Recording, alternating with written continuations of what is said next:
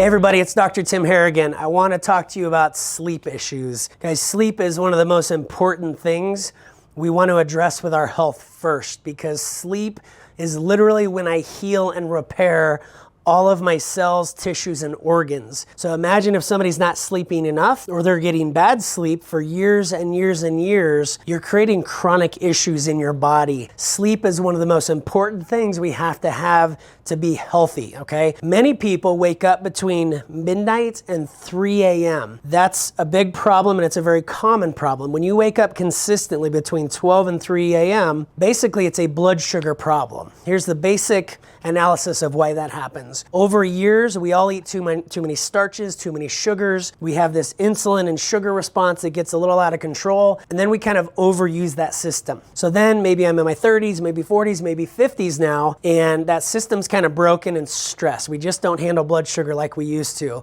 So what happens is typically you eat your dinner, let's say around 6, 7 p.m. Our insulin goes through the roof to store all those carbohydrates or whatever we had for dinner. And what happens is over time, between 12 midnight and 3 a.m., it lowers our blood sugar to normal and then sometimes too low. It forces it below normal. Now I have a low sugar issue in my body, and my brain says, uh-oh, low sugar, and you release some adrenaline. So a lot of people can relate to this, where now between 12 and 3 a.m., you'll wake up, you don't know why, between 12 and 3, and you just can't go back to sleep. Because you have adrenaline now floating around in your system, it's gonna be very hard to go back to sleep when that's the case. But it's due to a blood sugar imbalance, maybe pre-metabolic syndrome. We have this broken system because of too many carbs and sugars, and our diet is off for many decades, and we have an overreactive response with insulin and sugar. It goes too low and you have adrenaline in your blood now, okay? The first thing we wanna do is start looking at your diet. Of course, we all need to cut out the extra processed sugars and carbohydrates, increase more good fats, increase more good proteins, get more fiber, rich foods, raw, fresh vegetables, things like that, to start balancing that blood sugar problem out over time. So that's number one. Always work on the diet and the cause of our nutrition. That's number one. Now, a trick that we use for people that are having trouble sleeping too,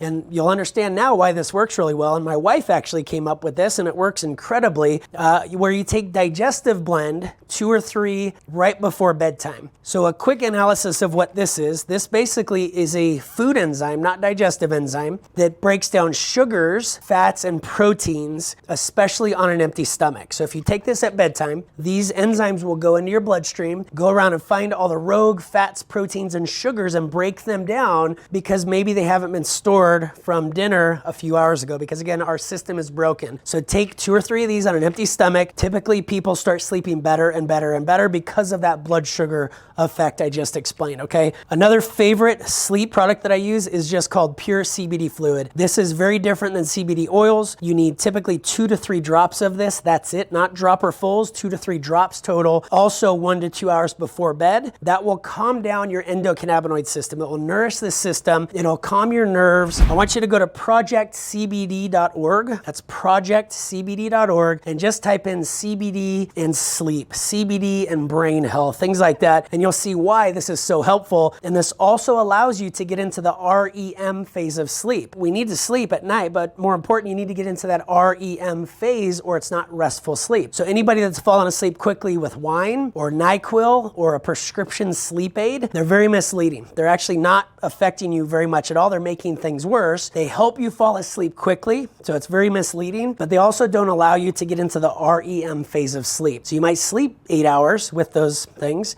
However, you're not gonna wake up restful typically, because you're not getting into REM. So this does not inhibit this. This allows you to get into the REM phase, which is really the restful repair phase of sleep, as to why we wake up not tired anymore, okay? And then our third sleep product is called Relax and Sleep Support. This is an incredible formula. It's many different herbs and enzymes like L-tryptophan, chamomile, things like that, that also help us get into that REM phase of sleep and naturally help us sleep better, versus melatonin, where our bodies produce melatonin. So rarely you want to use those things that our body produces. Melatonin, a lot of those are in that category, unfortunately. So this won't take away from your body. They're only going to add to your body and help you naturally get into that REM phase of sleep and eventually help you wake up more and more and more rested over time. But remember, the number one thing is start reducing the processed sugars and carbohydrates in your diet, and then these will complement that significantly. Let us know how you do, guys. And give this 30 to 90 days. In fact, 60 to 90 days typically. Nothing is fixed overnight. When you address the cause of something, this isn't medications. This is literally natural things that help address the cause. So it's not like if you take NyQuil, it's going to work, that night or the second night. It takes a little bit of time to rebuild those systems. So be patient. Typically, let us know how you do after about 60 to 90 days of this, guys. Thanks.